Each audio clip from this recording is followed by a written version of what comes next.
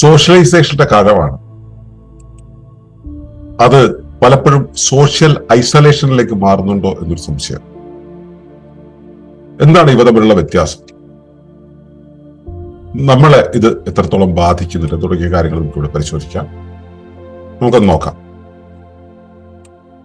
Social isolation breaks the living web that sustains life and future. സാമൂഹിക ഒറ്റപ്പെടലും സുസ്ഥിരതയും. സാമൂഹിക ഒറ്റപ്പെടൽ വ്യക്തിയുടെ ഏകാന്തത മാത്രമല്ല, മനുഷ്യനും കുടുംബവും സമൂഹവും പ്രകൃതിയും തമ്മിലുള്ള ജീവബന്ധങ്ങളുടെ വിച്ഛേദനമാണ്. ഒളിമ്പസ് ഡീപിക്കോളജി പ്രകാരം സഹജീവിതമാണ് സുസ്ഥിരതയുടെ അടിത്തറ. ബന്ധങ്ങൾ ക്ഷയിക്കുമ്പോൾ വിശ്വാസവും സഹകരണവും പരിസ്ഥിതി ഉത്തരവാദിത്വവും നഷ്ടപ്പെടുന്നു. സ്വയം, സമൂഹം, പ്രകൃതി എന്നിവയുമായുള്ള ബന്ധം പുനഃസ്ഥാപിക്കുന്ന ബോധമാണ് സുസ്ഥിര മനുഷ്യനെയും സുസ്ഥിര ലോകത്തെയും സൃഷ്ടിക്കുന്നത്. ഇതാണ് ഇന്നത്തെ നമ്മുടെ വിഷയം. ഏവർക്കും നമസ്കാരം. ശുഭകരമാകട്ടെ, ഈ ദിനം സന്തോഷകരമാകട്ടെ, സൗഖ്യകരമാകട്ടെ, അനുഭവങ്ങളും അനുഭൂതികളും നമ്മെ ഏവരെയും നയിക്കുമാറാകട്ടെ. നമ്മള് ഈ തുറന്ന ലോകം എന്നൊക്കെ ഉള്ള പ്രയോഗങ്ങൾ ഇവിടെ ഉണ്ടാകാറുണ്ട്. പഴയ പോലെയല്ല, വേലിക്കെട്ടുകളില്ലാതെ തുറന്നൊരു ലോകം നമ്മുടെ മുന്നിലേക്ക് എത്തി, ഇനി അതിനകത്തൊക്കെ ജീവിച്ചു പോയാൽ മതി എന്ന് പറയുന്നു. അതുകൊണ്ട് തന്നെ എല്ലാവർക്കും സ്വാതന്ത്ര്യം, എല്ലാ അർത്ഥത്തിലുള്ള സ്വാതന്ത്ര്യം. അതിൽ ഏറ്റവും വലിയ സ്വാതന്ത്ര്യം എന്ന് പറയുന്നത് നമുക്ക് ഏത് നിമിഷവും ആരുമായിട്ടും ബന്ധപ്പെടാൻ കഴിയുന്ന ഒരു ചെറിയ ഉപകരണം നമ്മുടെ കയ്യിലെത്തി എന്നുള്ളതാണ്. അതുവഴി നമുക്ക് ആരുമായിട്ടും ബന്ധപ്പെടാം എന്നുള്ള ഒരു അവസ്ഥയുണ്ട്. ഇതിനെ നമ്മള് ബന്ധങ്ങൾ നിർമ്മിക്കാൻ, നെറ്റ്വർക്കിംഗ് നടത്താനൊക്കെ ആയിട്ട് നമ്മൾ ഉപയോഗിക്കുന്നുണ്ട്. അങ്ങനെ ഉപയോഗിച്ച് നമ്മളിങ്ങനെ ഒരു ലോകജാലികയിലാണെന്നുള്ള വിശ്വാസത്തിൽ ജീവിക്കുകയാണ്. ഇതൊരു പ്രതീത ജാലികയാണ്. പ്രതീതം എന്ന് വെച്ച് കഴിഞ്ഞാൽ യഥാർത്ഥത്തിലില്ല, പക്ഷെ ഉണ്ടെന്ന് നമ്മളെ തോന്നിപ്പിക്കുന്ന ഒരു ജാലികയാണ്. ഈ സോഷ്യലൈസേഷൻ അല്ലെങ്കിൽ സാമൂഹിക മായിട്ടുള്ള ഒരു സാമൂഹികരണം, അല്ലെങ്കിൽ അങ്ങനെ പറയാം, സാമൂഹികരണം എന്ന് പറയുന്ന ഒരു അവസ്ഥയിലേക്ക് മാറി എന്ന് വിശ്വസിക്കുന്ന നമ്മൾ സത്യത്തിൽ എത്തിപ്പറ്റിയിരിക്കുന്നത് എവിടെയാണ്? സോഷ്യൽ ഐസൊലേഷനിലാണ്. സോഷ്യലൈസേഷനിലേക്കല്ല, സോഷ്യൽ ഐസൊലേഷനിലേക്കാണ്. ഇത് നമ്മുടെ നിലനിൽപ്പിനെ എത്രത്തോളം ബാധിക്കുന്നുണ്ട് എന്നുള്ള കാര്യം നമ്മൾ പലപ്പോഴും ചിന്തിക്കാറില്ല.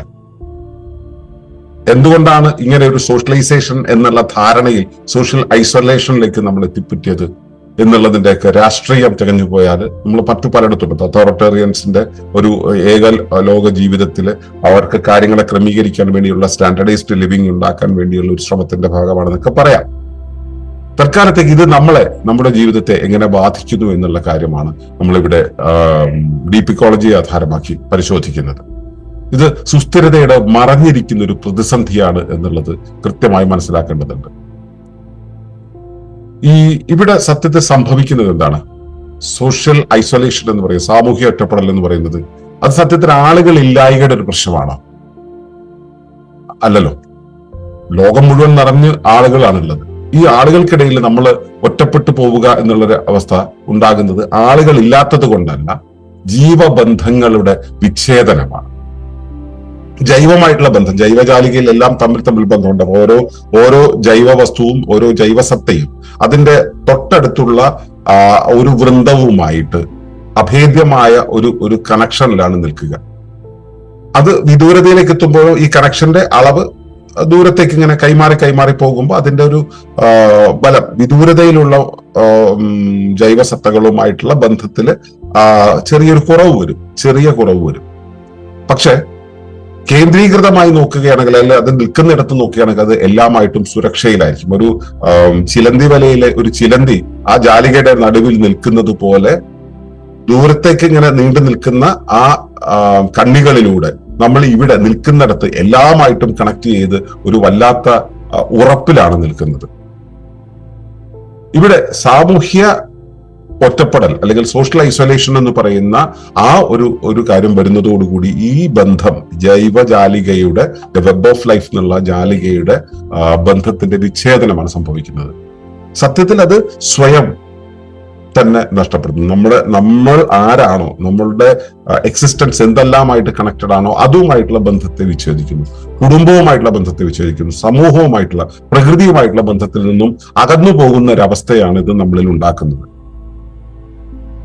ജീവൻ എന്നത് ബന്ധങ്ങളുടെ തുടർച്ചയാണെന്ന് നമ്മൾ പഠിച്ചിട്ടുണ്ട്. ഒളിമ്പസിൽ നമ്മളിത് വളരെ ഡീറ്റെയിൽ ആയിട്ട് പഠിക്കുന്നുണ്ട്. ഈ ബന്ധങ്ങളുടെ തുടർച്ച എന്ന് പറയുമ്പോൾ ബന്ധങ്ങൾ ഓരോന്നും തമ്മിലുള്ള ആ ബന്ധങ്ങളുടെ വെളിച്ചത്തിൽ ഒരു സിംബയോട്ടിക് റിലേഷൻഷിപ്പിൽ നിൽക്കുന്നു, സഹജീവനം എന്ന് പറയുന്ന ഒരു അവസ്ഥയിൽ നിൽക്കുന്നു. ഇതാണ് സുസ്ഥിരതയുടെ അടിസ്ഥാനം എന്ന് പറയുന്നത്. സുസ്ഥിരത നിലനിൽക്കുന്നത് ഇതിന്റെ ബേസിലാണ്. നമ്മുടെ ധാരണയിൽ സുസ്ഥിരത എന്ന് വെച്ചാൽ പ്രകൃതി സംരക്ഷണമാണല്ലോ, അല്ലെ? ശരിക്കും പ്രകൃതി സംരക്ഷണം അല്ല സുസ്ഥിരത. പ്രകൃതി സംരക്ഷണം എന്ന് പറയുന്നത് പ്രകൃതിയെ സംരക്ഷിക്കേണ്ടത് പോലും ഇല്ല എന്നാണ് ഒളിമ്പസ് പറയുന്നത്. ഈ മനുഷ്യനും സമൂഹവും പ്രകൃതിയും ഭാവി തലമുറകളും അല്ലെങ്കിൽ മനുഷ്യന്റെ ആന്തരിക സത്തകളും എല്ലാം കൂടെ ചേർന്നുകൊണ്ടുള്ള, ജീവജാലങ്ങളുടെ ആന്തരിക സത്തകളും എല്ലാം ചേർന്നുള്ള ഒരു സമതുലിതമായിട്ടുള്ള സഹവർത്തിത്വമാണ് സുസ്ഥിരത. ഇത് സഹവർത്തിച്ചു പോകുമ്പോഴാണ് നിലനിൽപ്പ് ഇന്നും ഉണ്ടാവുക, നാളെ തുടർന്നു പോവുക. അതുകൊണ്ടാണ് ഈ വരും തലമുറകൾ എന്ന് പറഞ്ഞത്. ഭാവി തലമുറകളുടെ എക്സിസ്റ്റൻസും ഇന്നത്തെ എക്സിസ്റ്റൻസും തമ്മിൽ കണക്ഷൻ ഉണ്ട്. ഇത് സമതുലിതമായി പോകുമ്പോഴാണ് സുസ്ഥിരത ഉണ്ടാവുക. ബന്ധങ്ങൾ, അതായത് ഞാനിപ്പോ നിൽക്കുന്ന ഇടത്ത് നിന്നും എനിക്ക് ഇമ്മീഡിയറ്റ് ആയിട്ടുള്ള കാര്യങ്ങളുമായിട്ട് ഞാൻ കണക്റ്റഡ് ആയി നിൽക്കുമ്പോഴാണ് വിഭവങ്ങളും സംസ്കാരങ്ങളും എല്ലാം നിലനിൽക്കുന്നത്. ഈ സഹജീവിതമില്ലാതെ സുസ്ഥിരതയില്ല. സിംബയോട്ടിക് റിലേഷൻഷിപ്പ് ഇല്ലാതെ സസ്റ്റൈനബിലിറ്റി എന്നുള്ളത് പ്രായോഗികമല്ല. അവിടെയാണ് ഈ സാമൂഹിക ഒറ്റപ്പെടൽ എന്ന് പറയുന്ന ഒരവസ്ഥ സുസ്ഥിരതയെ അഫക്ട് ചെയ്യുന്നത്. കുടുംബങ്ങളുടെ ബന്ധങ്ങൾ, ഈ മൊബൈൽ നോക്കിയിരിക്കുന്നതിനിടയിൽ കുടുംബങ്ങളുടെ ബന്ധങ്ങൾ പോകുന്നില്ലേ? അത് വായനയും കൊണ്ടിരിക്കുന്നവരിലും കുടുംബത്തിന്റെ ബന്ധത്തിൽ കുറവ് വരുന്നുണ്ട്. പക്ഷെ മൊബൈൽ എന്നുള്ളത് അതിനും അപ്പുറത്തേക്ക് നമ്മളെ ഡിസ്ട്രാക്ട് ചെയ്യുന്നുണ്ട്. നമ്മള് ഇപ്പോ ധ്യാനിക്കാനിരിക്കുന്നവര്, അല്ലെങ്കിൽ ഐസൊലേറ്റഡ് ആയിട്ട് സ്പിരിച്വൽ പ്രാക്ടീസ് ചെയ്യുന്നവര്, അല്ലെങ്കിൽ ക്രിയേറ്റീവ് ആർട്ട് ചെയ്യുന്നവര്, ഇങ്ങനെയുള്ളവരെല്ലാം തന്നെ സാമൂഹികമായിട്ട് ഒരു ഒറ്റപ്പെടലിലേക്ക് പോകാറുണ്ട്. പക്ഷെ അത് കഴിഞ്ഞിട്ട്, അത് സർഗാത്മകതയുടെ ഒരു നിമിഷമാണ്. അത് കഴിഞ്ഞിട്ട് തിരിച്ച് അവര് സമൂഹത്തിലേക്ക് തിരിച്ചിറങ്ങി വരും. പക്ഷേ ഈ മൊബൈൽ പോലുള്ള ടൂളുകളൊക്കെ ഉപയോഗിക്കുന്ന സമയത്ത് അവിടെ ഉണ്ടാകുന്ന കാര്യങ്ങൾ എന്ന് പറയുന്നത്, ഈ തിരിച്ചു വരുന്ന സമയത്ത് നമ്മൾ ഈ വെർച്വൽ വേൾഡിൽ നമ്മളെ വിട്ടിട്ടാണ് വരുന്നത്. ഇവിടെ നമ്മളില്ല, നമ്മളിവിടെ ഒരു ഹാലൂസിനേഷനിലാണ് നിൽക്കുന്നത്. റിയൽ വേൾഡിൽ നമ്മൾ ഹാലൂസിനേഷൻ നിൽക്കുന്നു. അൺറിയൽ ആയിട്ടുള്ള ഒരു വേൾഡ്, ഹാലൂസിനേറ്റഡ് ആയിട്ടുള്ള ഒരു വേൾഡിൽ നമ്മൾ റിയൽ ആയിട്ട് നിൽക്കുന്നു എന്നുള്ളൊരു അവസ്ഥയുണ്ട്. ഇത് സത്യത്തിൽ കുടുംബങ്ങളുടെ ഐക്യത്തെ ശരിക്കും തകർക്കുകയാണ് ചെയ്യുന്നത്. സാമൂഹികമായിട്ടുള്ള ആ ഒരു റിലേഷൻഷിപ്പ് ഉണ്ടല്ലോ, അതിന്റെ ഒരു വിശ്വാസം, ഇത് ഇല്ലാതെയാകുന്നു. നമുക്ക് സഹകരണം എന്ന് പറയുന്ന ഒരു അവസ്ഥയ്ക്ക് വരുമ്പോൾ അവിടെ കോമ്പറ്റീഷൻ എന്നുള്ളൊരു അവസ്ഥ വരുന്നു. അത് നമ്മൾ സ്കൂൾ ക്ലാസ്സുകളിൽ നമ്മൾ പരിശീലിച്ചു വരുന്നതാണ് ഈ കോമ്പറ്റീഷൻ എന്നുള്ളത്. ഷെയർ ചെയ്യുക എന്നുള്ളത് കൺസംഷൻ എന്നുള്ള രൂപത്തിൽ പ്രകൃതി നമുക്ക് വേണ്ടുന്നത് നൽകുന്നു എന്നുള്ളൊരു അവസ്ഥയ്ക്ക് പകരം അത് നമ്മൾ ഷെയർ ചെയ്യുന്നതിന് പകരം നമുക്ക് അത് റിലേഷൻഷിപ്പിന്റെ എന്താ പറയുക, നമ്മളും പ്രകൃതിയും തമ്മിലുള്ള റിലേഷൻഷിപ്പിനെ നമ്മൾ വയലേറ്റ് ചെയ്യുന്നു, നമ്മളും പരിസരവും തമ്മിലുള്ള റിലേഷൻഷിപ്പിൽ വയലേറ്റ് ചെയ്യുന്നു. അപ്പോൾ നമുക്ക് ചുറ്റുമുള്ള വിഭവങ്ങളെ നമ്മൾ കൺസ്യൂം ചെയ്യേണ്ട ഒരവസ്ഥയിലേക്ക്, പണം കൊടുത്ത് വാങ്ങിച്ച് ഉപയോഗിക്കേണ്ട ഒരവസ്ഥയിലേക്ക് വരുന്നു. നമുക്ക് ആ സാമൂഹിക ഉത്തരവാദിത്വം ഉണ്ടല്ലോ, നമ്മളും പ്രകൃതിയും തമ്മിലുള്ള ആ ബന്ധത്തിന്റെ ഒരു റെസ്പോൺസിബിലിറ്റി ഉണ്ട്. വിഭവങ്ങളെ സൂക്ഷിക്കേണ്ട ഉത്തരവാദിത്വം, അത് മറ്റൊരാൾക്ക് കിട്ടേണ്ട ഒരു ഉത്തരവാദിത്വം, ഇതെല്ലാം നമ്മിലുണ്ട് എന്നുള്ളൊരു അവസ്ഥയിൽ നിന്നും മാറും. സത്യത്തിൽ മനുഷ്യൻ പ്രകൃതിയിൽ നിന്ന് തന്നെ വല്ലാതെ അകന്നു പോകുന്നു എന്നുള്ളതാണ്. പരിസ്ഥിതിയുടെ ഒരു വാല്യൂ അല്ലെങ്കിൽ അതിന്റെ ക്വാളിറ്റി മെയിൻറ്റെയിൻ ചെയ്യുന്നതിനെ കുറിച്ചുള്ള ഒരു സെൻസ് തന്നെ നമുക്ക് ഇഷ്ടമാണ്. നമ്മൾ വെളിയിലേക്ക് ഇറങ്ങി യാത്ര ചെയ്ത റോഡരികിൽ കിടക്കുന്ന സാധനങ്ങൾ കണ്ടാൽ നമുക്ക് മനസ്സിലാവും. നമുക്ക് നമ്മളോട് താല്പര്യമില്ല, അടുത്ത തലമുറകളോട് താല്പര്യമില്ല എന്നുള്ള രീതിയിൽ ഇത് സാമൂഹികമായിട്ടുള്ള സസ്റ്റൈനബിലിറ്റിയെ പാടെ തകർക്കുന്ന ഒരവസ്ഥയിലാണ് നിൽക്കുന്നത്. എന്താണ് ഈ സാമൂഹിക ഒറ്റപ്പെടലിന്റെ, സോഷ്യൽ ഐസൊലേഷന്റെ ഒരു റീസൺ എന്ന് പറയുന്നത്? അത് ഏറ്റവും പ്രധാനപ്പെട്ട കാര്യം എന്ന് പറയുന്നത് ഈ ഇൻഡിവിജ്വലിസ്റ്റിക് ലിവിങ് ഉണ്ടല്ലോ, നമ്മുടെ വ്യക്തിഗത ജീവിതം എന്ന് പറയുന്നതിൽ വളരെ അമിതമായ പ്രാധാന്യം കൊടുക്കുന്നു. ഓരോ ഇൻഡിവിജ്വലിനും സ്പേസ് ഉണ്ട്. എന്റെ സ്പേസ് എനിക്ക് വേണം എന്ന് പറയുന്ന ഒരു അവസ്ഥ. സ്പേസ് ഒക്കെ വേണം, ക്രിയേറ്റിവിറ്റിക്ക് സ്പേസ് വേണം. നമുക്ക് നമ്മളെ ആവിഷ്കരിക്കണം, നമ്മളെ എക്സ്പ്ലോർ ചെയ്യാൻ നമുക്ക് സ്പേസ് വേണം. പക്ഷെ നമ്മളെ എക്സ്പ്ലോർ ചെയ്യാനാണ് സ്പേസ് നമ്മൾ ഉപയോഗിക്കുന്നത് അല്ല, നമുക്ക് തോന്നുന്നത് ചെയ്യാനാണ്, നമ്മളെ വിട്ടിട്ട് മറ്റെങ്ങോ പോകാനാണ് നമ്മൾ ഈ സ്പേസ് ഉപയോഗിക്കുന്നത്. ഇതിനെ ഈ ഒരു ഒരു വ്യക്തിഗത ജീവിതത്തെ ഏറ്റവും കൂടുതൽ പോഷിപ്പിക്കുന്ന ഒരു പ്ലാറ്റ്ഫോം എന്ന് പറയുന്നത് ഉപഭോഗ സംസ്കാരമാണ്. കാരണം ഓരോ ഉപഭോക്താവും ഈ ഇൻഡസ്ട്രിയാണല്ലോ ഉപഭോഗ സംസ്കാരത്തെ നിലനിർത്തുന്നത്. ഇൻഡസ്ട്രിയെ ഓരോ ഉപഭോക്താവും സെപ്പറേറ്റ് എൻറ്റിറ്റീസ് ആയി നിന്ന് അതിനെ കൺസ്യൂം ചെയ്താൽ മാത്രമേ ഇൻഡസ്ട്രിക്ക് ലാഭം ഉണ്ടാവുകയുള്ളൂ. അപ്പൊ സ്വാഭാവികമായിട്ടും ഇൻഡസ്ട്രിയോട് മനുഷ്യന് ആഭിമുഖ്യം വരുന്നു, നേച്ചറിൽ നിന്നും അകന്നു പോകുന്നു എന്നുള്ളതാണ്. പ്രകൃതിയുടെ ആ ജാലികയുടെ അതിന്റെ ആൽഗരിതത്തിൽ നിന്ന് അകന്നു പോകുന്നു എന്നുള്ളതാണ്. അവിടെ ഈ ഇൻഡസ്ട്രിയെ കൊണ്ടുപോയിരുന്ന സാധനം പണം എന്നുള്ള സംഭവമായിരുന്നെങ്കിൽ ഇപ്പൊ അത് ഡിജിറ്റൽ വേൾഡ് എന്നുള്ള രീതിയിൽ കണക്റ്റഡ് ആയി ഡിജിറ്റൽ മണി, ഡിജിറ്റൽ റിലേഷൻഷിപ്പ് അങ്ങനെയുള്ള രീതിയിലേക്ക് മാറുന്നു. അപ്പോ നമ്മളും പ്രകൃതിയും തമ്മിലുള്ള ബന്ധം, നമ്മളും പരിസരം തമ്മിലുള്ള ബന്ധം, നമ്മളും നമ്മുടെ ബന്ധുക്കളും അല്ലെങ്കിൽ നമ്മുടെ കൂടെയുള്ളവരും തമ്മിലുള്ള ബന്ധത്തെ മാറ്റി അത് മുഴുവൻ ഡിജിറ്റലൈസ് ചെയ്ത് ഡിജിറ്റൽ റിലേഷൻഷിപ്പുകളിലേക്ക് നമ്മൾ മാറും. ഇത് കൃത്യമായിട്ട് കുടുംബങ്ങളുടെ, സമൂഹത്തിന്റെ, കൂട്ടായ്മകളുടെ തകർച്ചയിലേക്കാണ് നയിച്ചത്. ഇന്ന് നിൽക്കുന്ന കുടുംബങ്ങൾ എന്ന് പറയുന്നത് നമ്മൾ പേരിട്ട് വിളിക്കുന്നതാണ് കുടുംബങ്ങൾ എന്ന്. വൈകുന്നേരം കഴിഞ്ഞാൽ 6 പേര് ഒരു കുടുംബത്തിലുണ്ടെങ്കിൽ ഈ 6 പേരും 7 ഉപകരണങ്ങളും കൊണ്ടാണ് ഇരിക്കുന്നത്. അവരെല്ലാരും തന്റെ തല അതിനകത്തേക്ക് ഇട്ടിട്ടിരിക്കുക. അപ്പൊ ഈ റിലേഷൻഷിപ്പ് എവിടെ പോകുന്നു? അതില്ലാതെയാവും. അപ്പോ ഇത് ഈ കുടുംബ വ്യവസ്ഥയുടെ തന്നെ, കുടുംബം, സമൂഹം, കൂട്ടായ്മ എന്ന് പറയുന്ന ആ ഒരു അവസ്ഥയുടെ ആ ഒരു സിസ്റ്റത്തിന്റെ മൊത്തം ഡിസ്ട്രക്ഷനിലേക്കാണ് പോകുന്നത്. നമ്മൾ പ്രകൃതിയായിട്ടുള്ള ബന്ധം നഷ്ടപ്പെട്ടാൽ മനുഷ്യബന്ധങ്ങളെല്ലാം ക്ഷയിച്ചു പോവുകയാണ് ചെയ്യുക. പ്രകൃതിയായിട്ടുള്ള റിലേഷൻഷിപ്പാണ് ശരിക്കും നമ്മുടെ ഹ്യൂമൻ റിലേഷൻഷിപ്പിന്റെ, നമ്മുടെ സോഷ്യൽ സിസ്റ്റത്തിന്റെ തന്നെ എക്സിസ്റ്റൻസ് എന്ന് പറയുന്നത്. ഇവിടെ നമ്മൾ സോഷ്യലൈസേഷന്റെ പേരിൽ സോഷ്യൽ ഐസൊലേഷനിലേക്ക് പോകുമ്പോൾ നമ്മൾ പ്രകൃതിയിൽ നിന്നും മാറി ഇൻഡസ്ട്രിയിലേക്ക് വീണ് അവിടെ നമ്മളെ വിട്ടുകളയാണ്, നമ്മളെ തകർത്ത് കളയാണ്. ശരിക്കും പറഞ്ഞാൽ അപ്പോൾ യഥാർത്ഥ രോഗം സാമൂഹികമായിട്ടുള്ള ഒരു അവസ്ഥയല്ല. ഇത് ഈ സോഷ്യൽ ഐസൊലേഷൻ എന്ന് പറയുന്നത് ഒരു സാമൂഹിക അവസ്ഥയല്ല. അത് ബോധത്തിന്റെ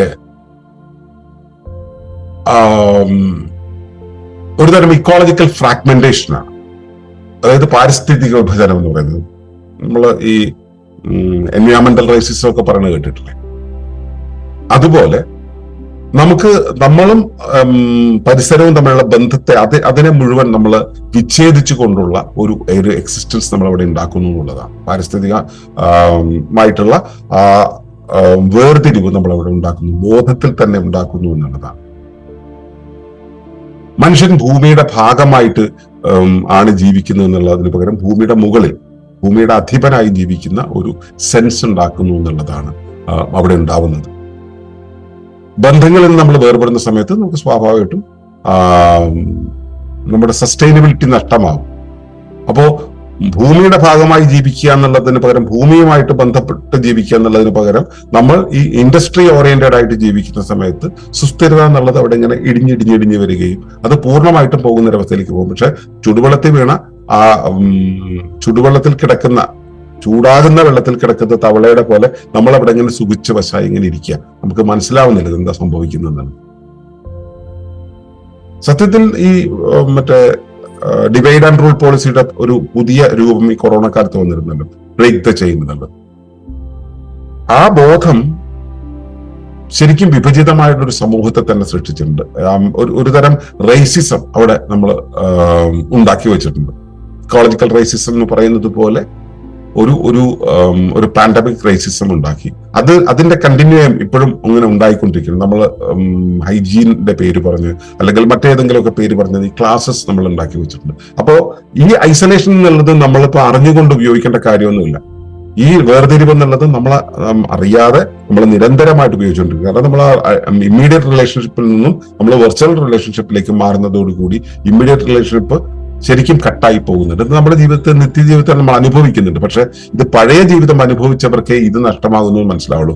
അവരും ഇതിനെക്കുറിച്ച് വിലപിച്ചുകൊണ്ടിരിക്കുന്നു എന്നുള്ളതല്ലാതെ മാറ്റത്തിന്റെ ഒരു സാധ്യത കാണുന്നില്ല. ഇതിനൊരു മാറ്റം വേണ്ടേ? എങ്ങനെയാണ് മാറാൻ പറ്റും? ഞാൻ ഇന്നലെയും ഞാനൊക്കെ സംസാരിച്ച ആളുകളോട് ഞാൻ അവരോട് പ്രധാനമായിട്ട് ആവശ്യപ്പെട്ട കാര്യം എന്ന് പറയുന്നത് ചെരുപ്പില്ലാതെ മണ്ണിലൂടെ നടക്കാനാണ്. പ്രകൃതിയുമായി ദിവസേന നിത്യേന ബന്ധപ്പെടുക. എല്ലായ്പ്പോഴും ബന്ധപ്പെടുക ചിലപ്പോൾ നടക്കണമെന്നില്ല. നിത്യേന ബന്ധപ്പെടുക, ചെരുപ്പില്ലാതെ നടക്കുക, ഷർട്ടോ മുഴുപ്പൊക്കെ കുറച്ചുകൊണ്ട് വെയിലത്തിരിക്കുക, ഓപ്പൺ എയറിൽ പോയിരിക്കുക, ചെടികളുടെ അടുത്ത് പോയിരിക്കുക, ഇങ്ങനെയുള്ള കാര്യങ്ങൾ. അതുപോലെ ഇപ്പൊ നമ്മുടെ കമ്മ്യൂണിറ്റിയിലൊക്കെ ചെയ്യുന്ന പോലെ കൂട്ടായിട്ടിരുന്ന് ഭക്ഷണം കഴിക്കുക, കൂട്ടായ പ്രവർത്തനങ്ങൾ ചെയ്യുക, ഒരു കുടുംബത്തിൽ തന്നെയുള്ള ആളുകൾ എല്ലാവരും ഒരുമിച്ചിരുന്ന് കാര്യങ്ങൾ ചെയ്യുക. ഈ ഡിവൈസിനെ ഡിപ്പെൻഡ് ചെയ്യുന്നതിന് പകരം നമ്മൾ പരസ്പരം ചേർന്നുകൊണ്ടുള്ള പ്രവർത്തനങ്ങളെ പ്രോത്സാഹിപ്പിക്കുക. സാമൂഹ്യ സേവനം എന്ന് പറയുന്നത് അത് എന്റെ കാര്യങ്ങൾ മാത്രം നോക്കി ചെയ്യുന്നു എന്നുള്ളതിന് പകരം അവരുടെ കാര്യങ്ങൾ കൂടെ ചെയ്യാനായിട്ട് സ്വന്തം ജീവിതത്തിന്റെ സമയത്തെ കുറച്ച് മാറ്റിവെക്കുക. ഒരു ഷെയറിങ് ഇക്കോണമി ഉണ്ടല്ലോ, അത് വയ്ക്കുക. ഇപ്പോ എനിക്ക് കുറച്ച് മുരിങ്ങ ഇല വേണമെന്നുണ്ടെങ്കിൽ അയൽപക്കത്ത് പോയി ചോദിക്കാം, കുറച്ച് മുരിങ്ങ ഇല തരും. അതിന് പകരമായിട്ട് അവർക്ക് മറ്റെന്തെങ്കിലും കൊടുക്കാം. ഇതിന് പകരം കൊടുക്കുക എന്നുള്ളതല്ല, നമ്മുടെ പങ്കുവയ്ക്കൽ എന്നുള്ള ആ ഒരു അവസ്ഥ, അത്തരത്തിലൊരു ഇക്കോണമി ഡെവലപ്പ് ചെയ്യുക. വൈകുന്നേരം വീട്ടിലെ ആളുകളെല്ലാവരും തമ്മിൽ, അതുപോലെ തന്നെ സുഹൃത്തുക്കളൊക്കെ തമ്മിൽ ഒരുമിച്ചിരുന്ന് വർത്തമാനം പറയുന്ന സമയം തീരുമാനിക്കുക. അങ്ങനെ ഒരു സമയം വയ്ക്കുക, ആ സമയം തീരുമാനിക്കുക, എന്നിട്ട് അത് നടപ്പിലാക്കുക. ഈ സമയം തീരുമാനിക്കുക പറഞ്ഞാൽ അതൊരു പ്രഹസനമല്ലേ എന്നൊക്കെ നമുക്ക് തോന്നാം. പക്ഷെ അങ്ങനെയെങ്കിലും അത്രയെങ്കിലും കാര്യങ്ങൾ നടക്കുമല്ലോ എന്നുള്ളതാണ്. കുഞ്ഞുങ്ങളെ വളർത്തുന്ന സമയത്ത് ശരിക്കും പ്രകൃതിയിലേക്ക് വിട്ട് വളർത്തണം, സമൂഹത്തിലേക്ക് വിട്ട് വളർത്തണം, അവരെ വളരട്ടെ. അതേസമയം കുട്ടികൾക്ക് ഞാൻ ഇവിടെ അടുത്തൊരു എൻ്റെ ഒരു സുഹൃത്തിന്റെ കടയിൽ പോകാറുണ്ട്. അവിടെ ചെല്ലുമ്പോൾ പുള്ളിയുടെ കുഞ്ഞു മകൾ അവിടെ ഉണ്ടാവും ഫുൾ ടൈം. അവള് ഫുൾ ടൈം വീട്ടിൽ നിൽക്കുമ്പോൾ അവള് ഒരുപാട് കുസൃതിയാണെന്ന് പറഞ്ഞിട്ടാണ് അവിടെ കൊണ്ടിരുത്തുന്നത്. അവൾക്ക് ഇപ്പോൾ ഒരു 5 വയസ്സ് മറ്റും ഉണ്ടാവും. അവളുടെ പ്രധാന പരിപാടി എന്ന് പറഞ്ഞാൽ മൊബൈൽ നോക്കിയിരിക്കുക. മൊബൈൽ കഴിഞ്ഞാൽ കമ്പ്യൂട്ടർ അവിടെ തന്നെ ഉണ്ട്, കമ്പ്യൂട്ടറിൽ നോക്കുക, വീണ്ടും മൊബൈലിലേക്ക് നോക്കുക, ഇങ്ങനെ നോക്കിക്കൊണ്ടിരിക്കും. കുട്ടികളെ വളർത്തേണ്ട സമൂഹത്തിലാണ്, പ്രകൃതിയിലാണ്. ആ ഒരു ഓപ്പണിങ് അവർക്ക് കൊടുക്കണം. അതിന് പകരം ചെറിയ കാലത്ത് ഒരു 6 മാസത്തേക്ക് ഈ കുഞ്ഞിന്റെ മസ്തിഷ്കത്തെ നമ്മൾ പരിശീലിപ്പിച്ചു കൊടുത്താൽ മതി. പിന്നെ അധിക കാലമൊന്നും വേണ്ടി വരില്ല, കുഞ്ഞ് ആ വഴിക്ക് ആയിക്കോളും. പിന്നെ നമ്മൾ മാറ്റി നിർത്തിയാലും കുഞ്ഞ് ഇതിലേക്ക് തിരിച്ചു വരും. അപ്പോ ഈ രീതിയിൽ സമൂഹമായിട്ട് ഇടപെടുന്ന ഒരു അവസ്ഥ ഉണ്ടാക്കണം. അപ്പൊ സാമൂഹികമായിട്ടുള്ള ബന്ധങ്ങൾ അവരുടെ മുന്നിൽ മാതൃകയായിട്ട് നമ്മൾ കാണിച്ചു കൊടുക്കേണ്ടതുണ്ട്. അവിടെ ഇപ്പൊ നമ്മൾ എന്ത് കാര്യം വേണമെങ്കിലും നമ്മൾ കടയിൽ പോയി വാങ്ങിച്ചുപയോഗിക്കുക എന്നുള്ളതിന് പകരം പൈസ കൊടുക്കും സാധനം വാങ്ങിക്കും എന്നുള്ളതിന് പകരം പൈസ കൊടുത്ത് വാങ്ങേണ്ട കാര്യമാണ് ഇത് എന്നുള്ള അത്തരം ഒരു ട്രാൻസാക്ഷൻ വഴിയാണ് നമ്മുടെ ജീവിതത്തിൽ വേണ്ടുന്ന വിഭവങ്ങൾ ഉണ്ടാകുന്നത് എന്നുള്ളതിന് പകരം കുഞ്ഞുങ്ങൾക്ക് കൃത്യമായിട്ട് ഒരു ബോധ്യമുണ്ട്. കുഞ്ഞുങ്ങൾക്ക് മാത്രമല്ല, മുതിർന്നവർക്ക് ബോധ്യം ഉണ്ടാവണം. നമുക്ക് അധികമുള്ളത്, നമ്മുടെ ആവശ്യത്തിലും കവിഞ്ഞുള്ളത് മറ്റുള്ളവർക്ക് കൊടുക്കുക, സംഭാവന ചെയ്യുക, മറ്റുള്ളവരായിട്ട് ഷെയർ ചെയ്യുക, അത്തരമൊരു സംസ്കാരം വളർത്തുക. ഇതെല്ലാം ഉപഭോഗത്തിന്റെ രീതിയിൽ തന്നെ ചെയ്യുക എന്നുള്ളതിന് പകരം ഈ വിധത്തിൽ ഒരു ഇന്ററാക്ഷൻ നടത്തുന്നത് ചെയ്യുക. ശരിക്കും ഈ ഗിഫ്റ്റ് ഇക്കോണമി എന്ന് കേട്ടിട്ടുണ്ടാവും. നൽകുന്ന സമൂഹമാണ് നിലനിൽക്കുന്ന സമൂഹം, ഗിഫ്റ്റ് ചെയ്യാൻ പറ്റുന്ന സമൂഹം. അതാണ് ശരിക്കും സസ്റ്റൈനിങ് ആയിട്ടുള്ള ഒരു സൊസൈറ്റി എന്ന് പറയുന്നത്. ഈ ഒരു സസ്റ്റൈനബിൾ സൊസൈറ്റിയുടെ അസറ്റ് എന്ന് പറയുന്നത് എന്താണ്? അത് സോഷ്യൽ റിലേഷൻഷിപ്സ് ആണ്. ആ സോഷ്യൽ റിലേഷൻഷിപ്പ് ആണ് ആ സൊസൈറ്റി ഉണ്ടാക്കുന്നത്, അല്ലെ? അതിലെ വിശ്വാസമാണ് അതിന്റെ ശരിയായ രീതിയിലുള്ള ആ ഒരു വെൽത്ത് എന്ന് പറയുന്നത്. അവിടെ ആ മ്യൂച്വാലിറ്റി എന്ന് പറയുന്ന സഹകരണം അല്ലെങ്കിൽ കോപ്പറേഷൻ എന്ന് പറയുന്ന ഒരു അവസ്ഥയാണ് ഈ ഒരു സിസ്റ്റത്തിന്റെ ഡെവലപ്മെന്റിന് വേണ്ടുന്ന ഊർജം എന്ന് പറയുന്നത്. അതിന്റെ ഒരു പീസിന്റെ അടിസ്ഥാനം എന്ന് പറയുന്നത് കരുണയാണ്. എന്ന് വെച്ചാൽ എന്റെ ശരീരത്തിന് വെളിയിൽ എന്റെ ശരീരത്തോട് കാണിക്കുന്ന അത് തന്നെ കാണിക്കാനുള്ള മാനസികാവസ്ഥ. ഇങ്ങനെ പ്രകൃതിയുമായിട്ട് ഐക്യത്തിലാകുന്ന സമയത്താണ് നമ്മൾ ആ സമൂഹത്തിന്റെ ആ ഒരു പരസ്പരാനന്ദത്തിൽ ഊന്നിയ കോപ്പറേറ്റീവ് ആയിട്ടുള്ള ആ കരുണയിൽ ഊന്നിയിട്ടുള്ള ആ ഒരു ഐക്യമുണ്ടല്ലോ. ആ ഐക്യമാണ് ശരിക്കും നമ്മുടെ ഭൂമിയുടെ ഭാവി, അല്ലെങ്കിൽ നമ്മുടെ മനുഷ്യകുലത്തിന്റെ ഭാവി എന്ന് പറയുന്നത്. ഇതിൽ ഓരോ വ്യക്തിയും ഈ ജീവശൃംഖലയുടെ കണ്ണിയായിട്ടാണ് നിൽക്കുന്നത്. ഈ കണ്ണി ചേരൽ എന്നുള്ളൊരവസ്ഥ നമ്മൾ നഷ്ടപ്പെടുത്താതിരിക്കുക. ബന്ധങ്ങളെ സംരക്ഷിക്കുമ്പോഴാണ് നമുക്ക് ഈ ഭൂമിയെ സംരക്ഷിക്കാൻ പറ്റുക. ഭൂമിയെ സംരക്ഷിക്കണം നമ്മൾ എപ്പോഴും പറയാറുണ്ടല്ലോ. ബന്ധങ്ങളെ സംരക്ഷിക്കുന്നത് വഴിയാണ് ഭൂമിയുടെ ആ ജാലിക നിലനിർത്താൻ നമുക്ക് കഴിയുക.